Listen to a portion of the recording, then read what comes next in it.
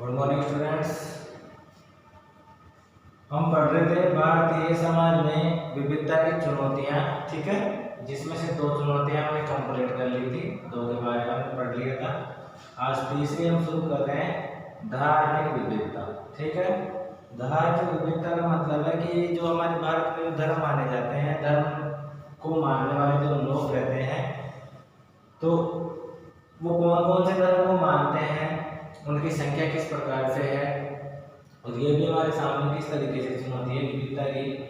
तो देखिए, जो धार्मिक विविधता है, इसके अनुसार क्या है कि भारत एक विस्तृत और विशाल देश है।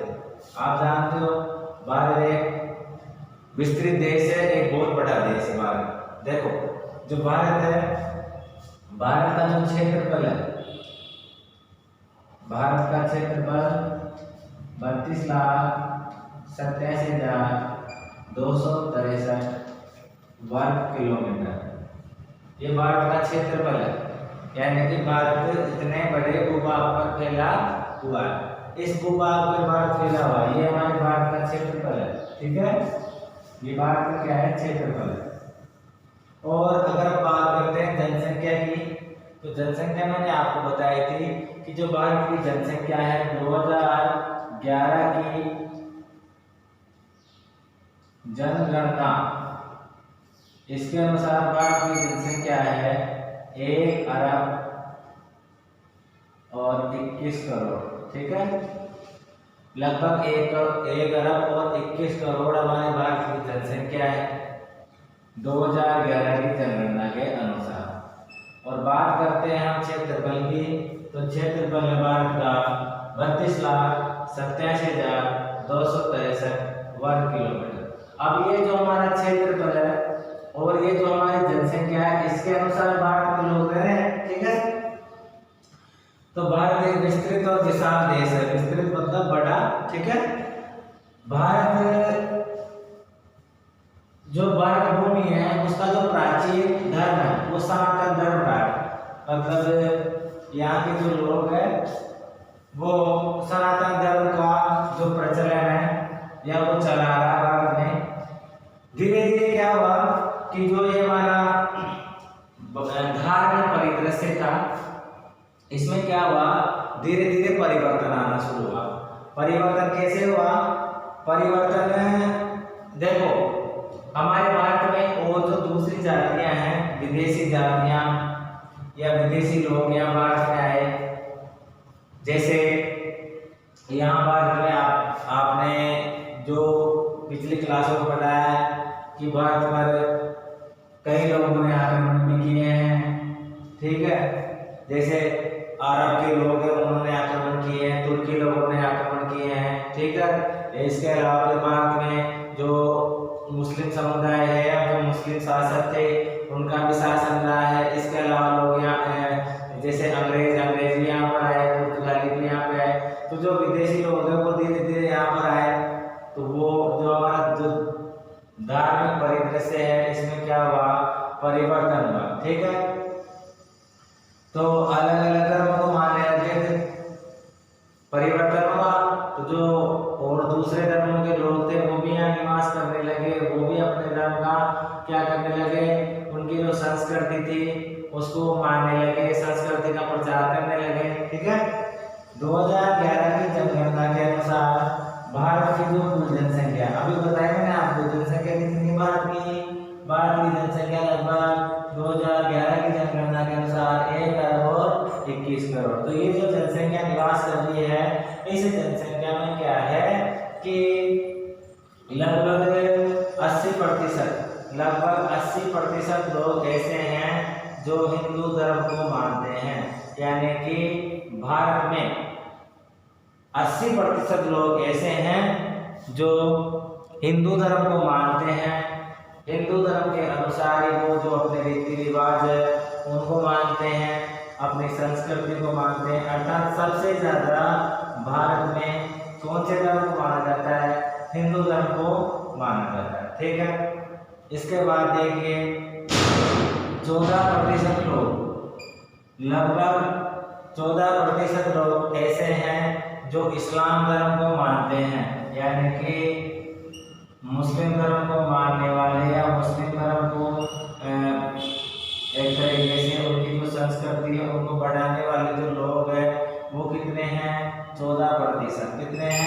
14% लोग कौन हैं जो मुस्लिम धर्म को मानते हैं, 80% लोग कौन से हैं जो हिंदू धर्म को मानते हैं, और लगभग 3% लोग ऐसे हैं, लगभग 3% लोग ऐसे हैं जो ईसाई धर्म को मानते हैं। कौन से धर्म को मानते हैं? ईसाई धर्म को मानते हैं। हिंदू धर्म को कितने लोग मानते हैं? लगभग 80%। इस्लाम धर्म को कितने प्रतिशत मानते हैं? लगभग 14%। और ईसाई धर्म को कितने लोग मानते हैं? लगभग 3% लोग ऐसे हैं जो ईसाई धर्म को मानते हैं। इसके बाद में देखो, भारत एक धर्मनिरपेक्ष राष्ट्र है। धर्मनिरपेक्ष राष्ट्र का मतलब ये होता है, धर्मनिरपेक्ष राष्ट्र उसे कहते हैं जिस देश का कोई धर्म नहीं हो, संवैधानिक दृष्टि से कोई धर्म नहीं होता है, संविधान के अनुसार कोई धर्म नहीं होता है, वो देश कहलाता है धर्मनिरपेक्ष राष्ट्र। अर्थात जिसको अपन बोलते हैं पंथ निरपेक्षता। क्या बोलते हैं इसको? पंथ निरपेक्षता या धर्मनिरपेक्षता। तो भारत भी एक ऐसा देश है जो पंथ निरपेक्ष है या धर्मनिरपेक्ष है। इसका अर्थ ये हुआ कि भारत का कानूनी रूप से या संविधान की दृष्टि से कोई धर्म नहीं है। भारत में जितने भी धर्म है, भारत में जो लोग रह रहे हैं वो कौन कौन से धर्म को मानते हैं, उन सभी धर्मों का बराबर सम्मान करता है, बराबर आदर करता है। अर्थात भारत में संवैधानिक धर्म नहीं है, भारत में रहने वाले लोग कोई सा भी धर्म अपनाएं, सभी धर्मों का बराबर या एक तरीके से समान रूप से आदर किया जाता है।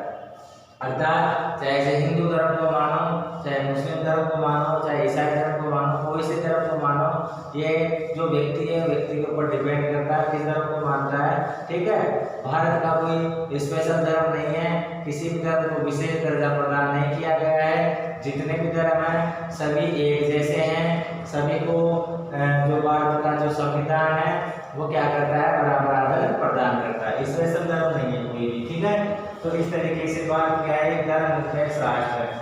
ठीक है, और आप जानते हो भारत में रहने वाले लोगों को तो मूल अधिकार प्रदान किया गया है। कौन सा मूल अधिकार है?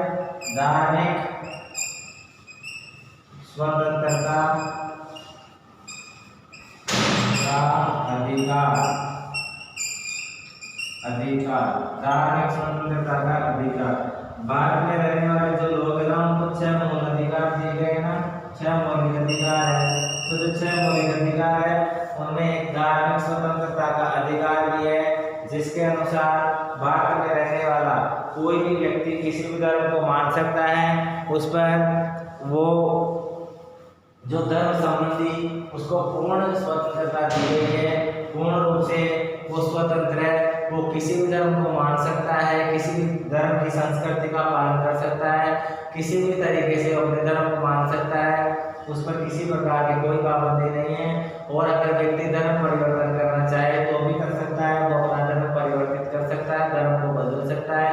ठीक है, उस पर किसी प्रकार से कोई धर्म तोपा नहीं जाएगा, वो अपने विवेक के अनुसार किसी भी धर्म का पालन कर सकता है। संविधान के अनुसार व्यक्ति को बिल्कुल स्वतंत्र रखा गया है। धार्मिक स्वतंत्रता का अधिकार इसी बात पर जोर देता है कि व्यक्ति धर्म के मामले में बिल्कुल स्वतंत्र है, वो किसी धर्म को मान सकता है और किसी धर्म को अपना सकता है। ठीक है, ये धार्मिक स्वतंत्रता का अधिकार होता है।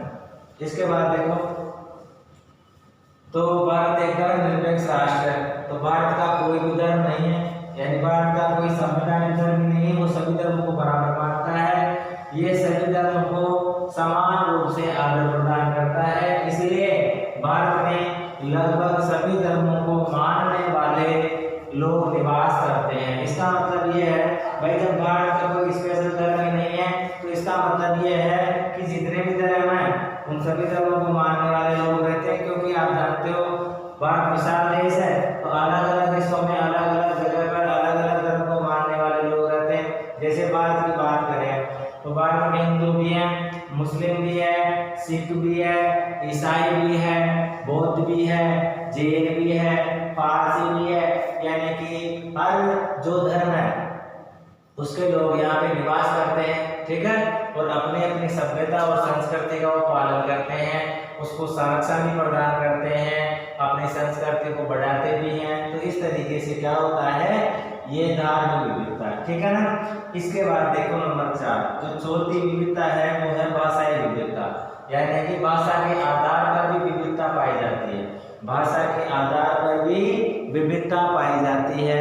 अब भाषा के आधार पर कैसी विविधता पाई जाती है, इसका मतलब ये है कि भारत में क्या होता है कि भारत बड़ा देश है ना, तो भारत में एक ही भाषा के लोग नहीं है। इसका मतलब ये है कि भारत में अलग अलग भाषाओं को बोलने वाले लोग रहते हैं। एक भाषा नहीं है, भारत में अलग अलग भाषाओं को बोलने वाले लोग हैं, इसीलिए भारत को कहते हैं बहुभाषी देश, यानी कि भारत में अलग अलग भाषाओं को बोलने वाले लोग निवास करते हैं। अलग अलग भाषाओं को बोलने वाले लोग यहाँ निवास करते हैं। यहाँ निवास करने वाले जो लोग हैं वो लगभग 1432 जो भिन्न भिन्न भाषाएं हैं वो बोलियां हैं उनको बोलते हैं, यानी कि 1632 भाषाएं और बोलियां, ठीक है। लगभग 1632 अलग अलग भाषाएं अलग अलग बोलियां यहाँ बोलते हैं और उसके अनुसार अपना अनुसरण करते हैं, ठीक है। यानी कि भाषा के आधार पर भी विविधता पाई जाती है। हम बात करते हैं उत्तरी भारत में अलग भाषा बोलते हैं, दक्षिण भारत में अलग भाषा बोलते हैं। अगर बात करते हैं असम, अरुणाचल प्रदेश, नागालैंड, वहाँ पर अलग भाषा बोली जाती है।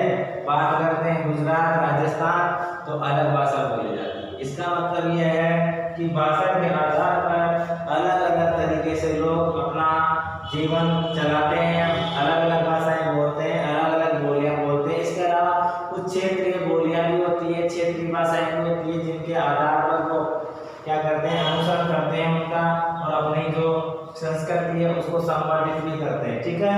तो 1632 लगभग अलग अलग भाषाएं और बोलियां बोली जाती है। जो ये भाषाएं हैं, इन भाषाओं का वर्णन हमारे संविधान में भी है। संविधान की अनुसूची 8 हमारे संविधान में क्या है, संविधान में 395 अनुच्छेद, ठीक है। इसके अलावा 12 अनुसूचियां, ठीक है, और 22 भाग। 395 अनुच्छेद, 12 अनुसूचियां हैं, 22 भाग है। तो जो हमारा भाषाएं जो परिदृश्य है या जो भाषाएं हैं वो भाषाएं 8वीं अनुसूची में, संविधान की 8वीं अनुसूची है उसमें शामिल किया गया है। संविधान की 8वीं अनुसूची में संविधान में हमारे भारत में जो भाषाएं हैं उन भाषाओं को दर्जा दिया गया है, उनको स्थान मिला हुआ है। तो 8वीं अनुसूची में, कौन सी अनुसूची में, 8वीं अनुसूची में, ठीक है। अब देखो 8वीं अनुसूची में अनुच्छेद है 341, 341, इसका भी क्या है, जो पहला क्लोज है फर्स्ट, इसमें भी अलग अलग है।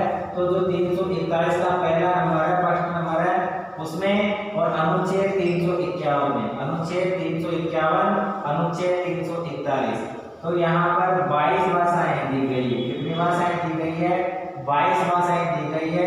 22 भाषाओं को मान्यता प्रदान की गई है। तो ये कौन सी अनुसूची में है, 8वीं अनुसूची में। अनुच्छेद कौन सा है, 341 फर्स्ट, और इसके बाद में कौन सा है, इसके बाद में है 351। इनमें 22 भाषाओं को दर्जा दिया गया है। कितनी भाषाओं को दर्जा दिया गया है, 22 भाषाओं को दर्जा दिया गया है।